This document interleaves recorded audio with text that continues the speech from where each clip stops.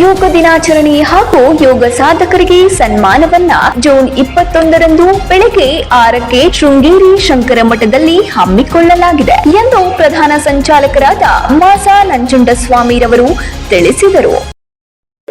ಪ್ರತಿ ವರ್ಷ ಸಾಮಾನ್ಯವಾಗಿ 10ರಿಂದ 15 ಚಿನ್ನ ಸಾಗಲಿಕ್ಕೆ ಬಂದೇ ಬರುತ್ತೆ.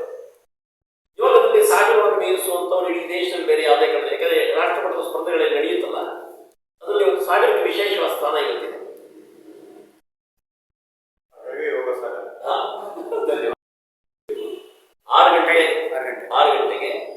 6 ಗಂಟೆ 5 ನಿಮಿಷದಲ್ಲಿಂದ ಹೊರಟು ಶಂಕರ ಮಠದಲ್ಲಿ 6:30 ಒಳಗೆ ನಿಂತು ಪ್ರಾರಂಭ ಅರ್ಧ ಗಂಟೆ ಪ್ರೋಟೋಕಾಲ್ ಆಸನಗಳು ಸಭಾ ಕಾರ್ಯಕ್ರಮ 6:30ಕ್ಕೆ ಸಭಾ ಕಾರ್ಯಕ್ರಮ ಅಂದರೆ ಪ್ರೋಟೋಕಾಲ್ ಆಸನಗಳು, ಅಲ್ಲಿಂದಲೇ ಸಭಾ ಕಾರ್ಯಕ್ರಮ ಶುರುವಾಗ್ತದೆ.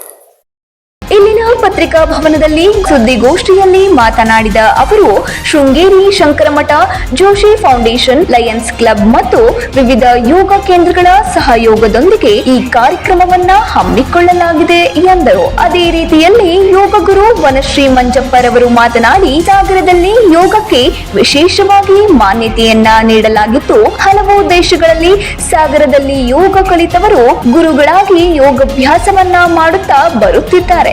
ವಿಶ್ವ ಯೋಗ ಸ್ಪರ್ಧೆ ಸೇರಿದಂತೆ ವಿವಿಧ ಸ್ಪರ್ಧೆಗಳಲ್ಲಿ ಸಾಗರದ ಮಕ್ಕಳು ವಿಶೇಷ ಸಾಧನೆಯನ್ನ ಮಾಡಿದ್ದನ್ನ ಗಮನಿಸಬಹುದು.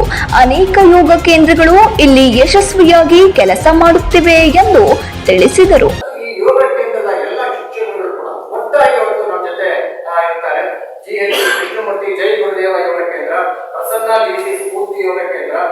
ಪಾಂಡುರಂಗ ಆರ್ಟಿ ಎಜುಕೇಶನ್ ಯೋಗ ಕೇಂದ್ರ ಮತ್ತು Shrimati ನೇತ್ರಾವೃತ Smriti Yoga Kendra, H P Manjappa Yogasara, Kumar N Achar Sadguru Yoga Kendra, Shrimati ಜ್ಯೋತಿ ಶಶಿಕಾಂತ್ ನಿಸರ್ಗ ಯೋಗ ಕೇಂದ್ರ, ರಾಜೇಶ್ ಸಹನಾ ಯೋಗ ಕೇಂದ್ರ, ಈ 8 ಯೋಗ ಕೇಂದ್ರದ ಮುಖ್ಯಸ್ಥರು ಕೂಡ ನಮ್ಮ ಜೊತೆ ಇದ್ದಾರೆ.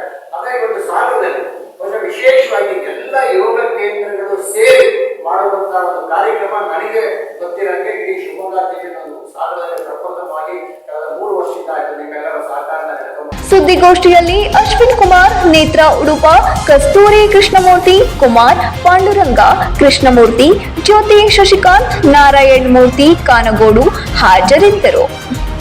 ರವಿ 9 ಲೈವ್ ನ್ಯೂಸ್ ಸಾಗರ.